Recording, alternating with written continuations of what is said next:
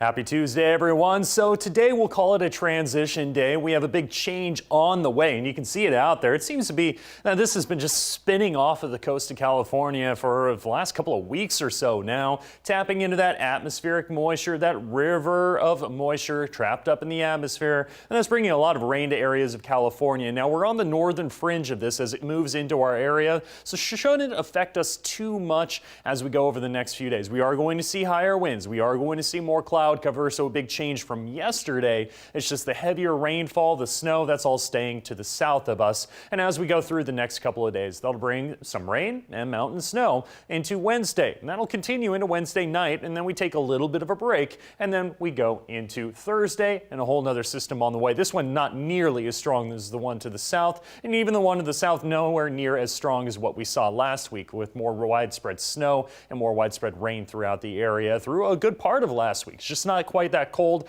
not quite that powerful. So a couple of systems through our area over the next couple of days going to change things up. Then hopefully we start to clear out as we get into about Friday, Saturday, and eventually into Sunday. Doppler radar just a little bit closer early this morning. You can see, especially out on the coast and further to the south, that's where it's going to approach from the south and from the west, starting on the coast and in Northern California, eventually moving through the area as the day goes on into Wednesday, continuing with more showers Wednesday into Thursday, and that is prompting some weather alerts. As you can see further to the south, already seeing a decent amount of snow. And because of that, we're going to see the potential for some winter storm warnings. That's mainly going to be in western and eastern Siskiyou County. The Shasta Valley, more towards rain out there. You've got a lot of winds out of the south. That could even dry things out for parts of I-5, but with the potential for snow over the higher elevations, we have that winter storm warning and also winter weather advisories. That's mainly above about 3,500 to 4,000 feet.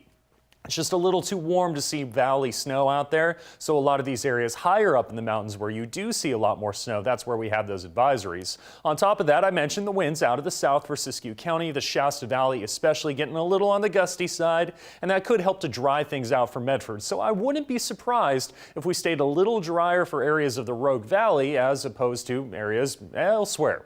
And that means some rain possible for more Northern California and Southern Oregon, a little more dry for the valley itself, and that does get reflected in our pinpoint forecast. We'll go through the day today. This is about 1 p.m. when we see that first real round of showers out there. Areas like the Shasta Valley and the Rogue Valley more towards the dry side of things because of those winds, but we will see more rain out there just about everywhere else. That means snow in the mountains, over the Cascades, a little bit of the basin seeing a rain-snow mix, and even the Siskiyou is a bit of a rain-snow mix. Let's keep on going into Wednesday. This is Tuesday night once again, still over the mountains with snow, over the valleys with rain, and the coast seeing plenty of rain out there as well. Most of the concentration of this will be in Northern California into areas like Brookings and Crescent City. We'll keep on going through Wednesday and then a little bit of break. You can see the flow now, instead of out of the bottom left of your screen, going to be out of the top right of your screen or top left of your screen, as we now see the flow coming in from the northwest. That's that second system. So as we pay attention to the rainfall overall, that's mainly going to be on the bottom left of your screen with system number 1.